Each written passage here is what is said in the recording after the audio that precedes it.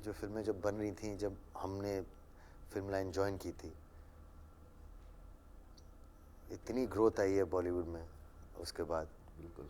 और इंडिया में बहुत सारी चीज़ें, तो मैं अपने आप को लकी मानता हूँ कि मैं इस टाइम के लिए प्रेजेंट था यहाँ पे।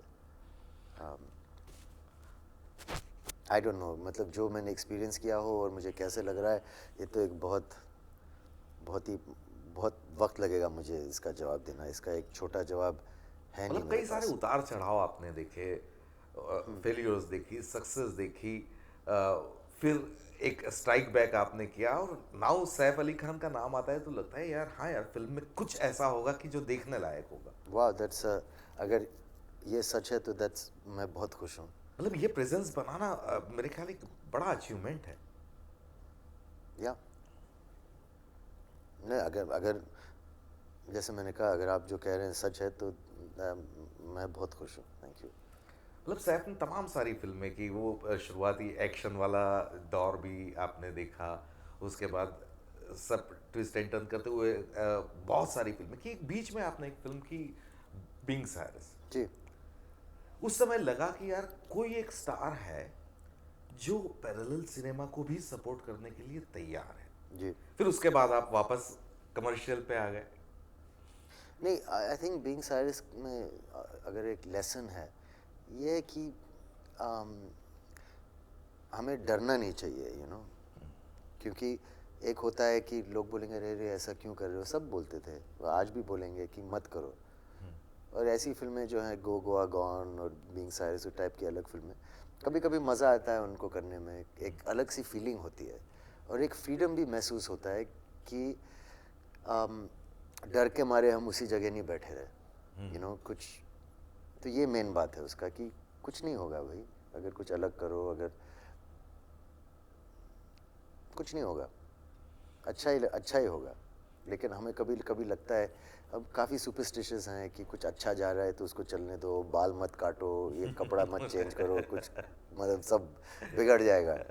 तो ये इतना डरना नहीं चाहिए, कहने का मतलब ये है। मतलब एक स्टार प्रोड्यूसर होने के नाते क्या मैं आपसे ये उम्मीद कर सकता हूँ कि इस तरह के पैरेलल सिनेमा को या एक्सपेरिमेंटल सिनेमा को आप का हाथ रहेगा उसके ऊपर? नहीं, ज़रूर कुछ ना कुछ, क्योंकि वो सेम चीज़ करते वक्त सब बोर हो जाएंगे, और मेरा नेचर है कि अ,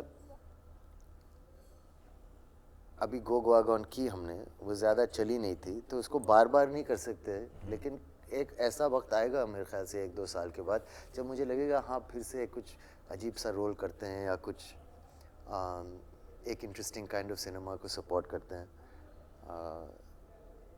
तो वो मेरे पर्सनालिटी में है, तो वो हमेशा ऐसा ही होगा कि कुछ ऐसी फिल्में करेंगे, फिर एक ऐसी हटकी फिल्म करें, शायद ऐसे, ये वो ज़रूरी है मेरे ख्याल से। ऐसा कहते हैं कि एक किसी भी प्रोजेक्ट के साथ एक एक्टर में कुछ और एड ऑन होता है। अगर बुलेट राजा के कंप्लीशन की अगर मैं बात करूं, बुलेट राजा अब रिलीज पे है, सैफ में वो क्या चीज दे के गई?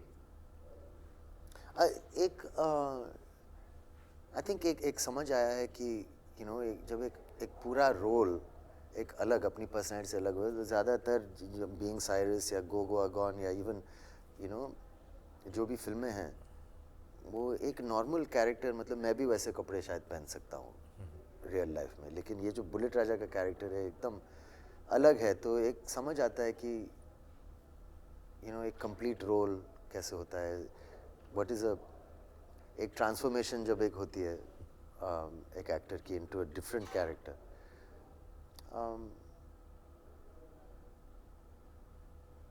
तो वो एक उसका एक टेस्ट आ गया कि ये फिर से करना चाहिए, कि एक डिफरेंट रोल, एक अलग दुनिया में जाने का मज़ा, यू नो वरना नॉर्मली बाकी जो फिल्में हैं वो अपनी दुनिया की हैं, तो एक फेमिलियर सेंस, मतलब न्यूयॉर्क में शूटिंग हो रही है या लंदन में शूटिंग हो रही है, या उस टाइप का वेस्टर्न थोड़ा कैरेक्टर।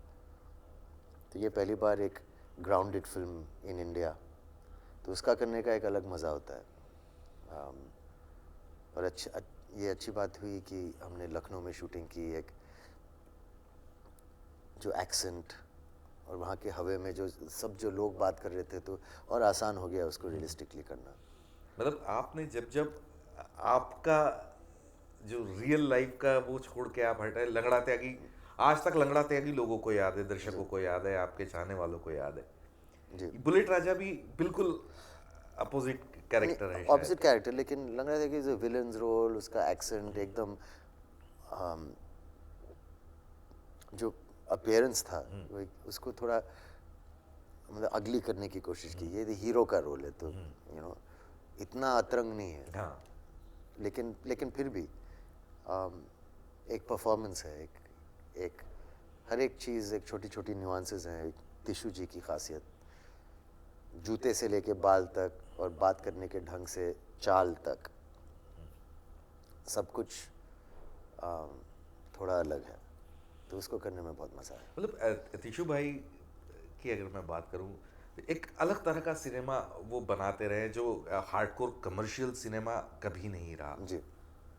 ऐसे में सैफ जैसे स्टार को हाँ बोलने के लिए झिझक महसूस हुई उनको? नहीं, क्योंकि मैं भी अलग चीज़ें करना चाहता हूँ। और ऐसी बात नहीं है कि हमें एक ही पोजीशन को मेंटेन करना है और फिर वो डर आ जाता है कि इसको कैसे मेंटेन करें। अलग से डायरेक्टर्स हैं हमारे यहाँ। अब ये एक इंटरेस्टिंग पॉइंट है कि लोगों को भी वही उम्मीद रखनी चाहिए फिल्म से। उनको नहीं सोचना चाहिए कि कोई रोहित शेट्टी की एक कॉमेडी एंटरटेनर आ रही है। ये ऐसी बात नहीं है। तिग्मांशु धूलिया की फिल्म है, तो आप अगर वो एक अपने दिमाग में रखेंगे कि एक एक्शन फिल्म, उन्होंने एक कमर्शियल फिल्म बनाने की कोशिश की मेरे साथ, लेकिन ये उनकी फिल्म है। तो अगर आपको पान सिंह तोमर अच्छी लगी, अगर आपको साहिब बीवी गैंगस्टर अच्छी लगी, तो फिर आपको ये फिल्म भी अच्छी लगेगी। तो मतलब कोई झिझक या ऐसा मन में नहीं था कि यार इस तरह का नहीं, सिनेमा इनफैक्ट में? मैं चाह रहा था कि कुछ अलग करूं, उनके साथ करूं, क्योंकि कुछ नयापन लगा मुझे। एक खूबसूरत सिनेमा दिखने को मिला मुझे उनकी फिल्म देखने के बाद, और एक थोड़ा सा हल्का सा एक इंटेलिजेंट या आर्टी, जो भी आप कहना चाहेंगे, एक एलिमेंट भी वो है एलिमेंट उनकी चलता फिल्मों रहता में। है साथ साथ। साथ साथ दोनों भी हैं। टिशू जी और मेरा हमने एक चीज़ पे बॉन्ड किया था। म्यूज़िक हमारा, वो भी डीप पर्पल को बहुत पसंद करते हैं। मैं भी डीप पर्पल, एक अंग्रेज़ी बैंड है, बहुत पसंद करता हूँ। तो उसका जो गिटार प्लेयर है, मेरे ख्याल से दुनिया का बेस्ट गिटार प्लेयर है, और तो उनको भी वही लगता है। तो कुछ चीज़ें कनेक्ट हुई थी हमें। मैं अगला सवाल एग्जैक्टली यही पूछने वाला था कि म्यूजिक के आप भी अच्छे खासे जानकार हैं, तो अगर बुलेट राजा के गानों की बात करें तो कौन से नंबर्स आपको बहुत ज़्यादा पसंद आए? तमंचे पे disco and the bullet Raja title track, ये दोनों गाने मुझे सबसे पसंद तमंचा। है। तमंचा। कौन सा तमंचा आपको पसंद है? अभी अभी मुझे कोई समझा रहा था कि तमंचा का मतलब एक वो जो घर पे बनाए हुई कुटीर बंदूक, होम होम इंडस्ट्री में बना होम हुआ। इंडिया।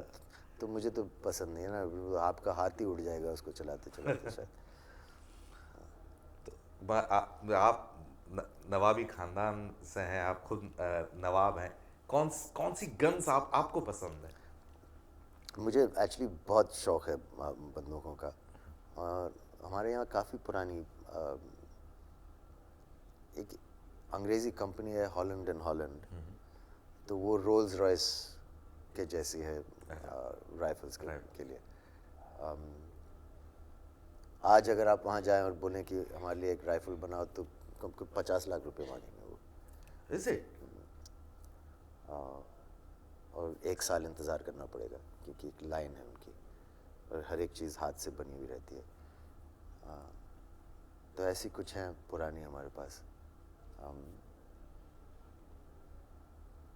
बात करने में थोड़ा अजीब लगता है, क्योंकि लोगों को समझ में नहीं आएगा, क्योंकि नहीं। शहरी लोग हैं। तो अगर पटौदी में, अगर भोपाल में ऐसी खुली जगह जब जब आप, अगर आपकी परवरिश हो,